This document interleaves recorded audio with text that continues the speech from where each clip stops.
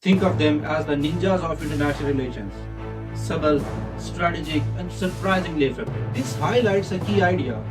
Even the underdog can be mighty by focusing their strengths. That brings us to our second key strategy, mastering the multilateral game. They use their deep understanding of key rules and procedures to punch above their weight. What if I told you some of the most innovative strategies in global politics come from the smallest players? Hello and welcome back to the channel. Today we are uncovering the ingenious ways small countries, often overshadowed by global giants, wield surprising influence on the world stage. It's not always about military might or economic dominance.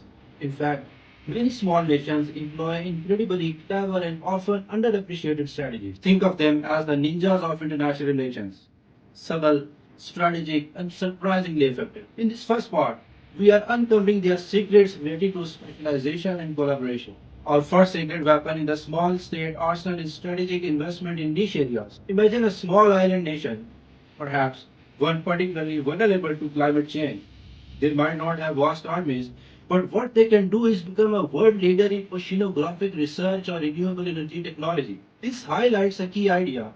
Even the underdog can be mighty by focusing their strengths. Take Costa Rica for example. They recognized their incredible biodiversity early on. Instead of trying to compete in traditional industrial sectors, they doubled down on ecotourism and sustainable development. They became a global hub for environmental research and conservation, attracting international attention, investment, and giving them a powerful voice in environmental policy discussions. This shows how specialization leads to global recognition. But specializing in a unique area is just one piece of the puzzle. What happens when these smaller nations band together? That brings us to our second key strategy, mastering the multilateral game. Small countries understand that in a world of powerful states, their strength in numbers and rules. They become incredibly active and cohesive participants in international organizations like the United Nations, the World Trade Organizations, and regional bodies.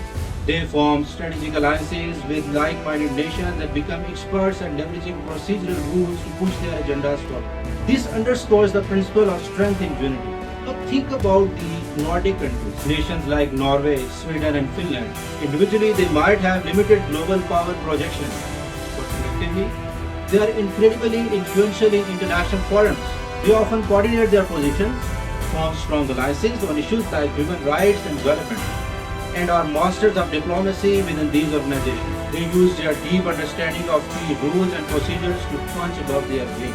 So small countries can amplify their influence on the global stage through international organizations, but often their most immediate and impactful collaborations happen closer to home.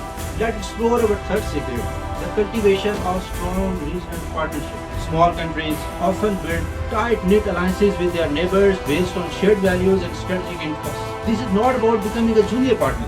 It's about creating mutually beneficial relationships that enhance their collective security and economic well-being while carefully guarding their national autonomy. Again, we see the theme of strength in unity at play, but on a regional level.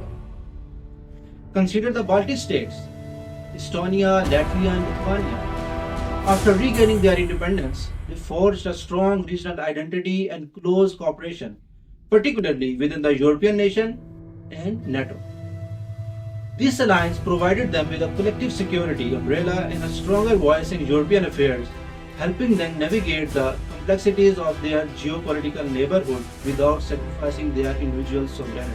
These first three strategies, carving out a niche, excelling in multilateral forums, and building strong regional bonds, highlight the ingenuity and collaborative spirit of small nations in global politics. Remember, even without immense size, strategic thinking and working together can lead to significant influence. What example of this have you seen? Share your thoughts in the comments below. Stay tuned for part 2, where we will delve into the secrets of economic resilience, soft power, and more. If you enjoyed this video, don't forget to like, subscribe, and hit the notification bell for more insights into international relations. Thank you.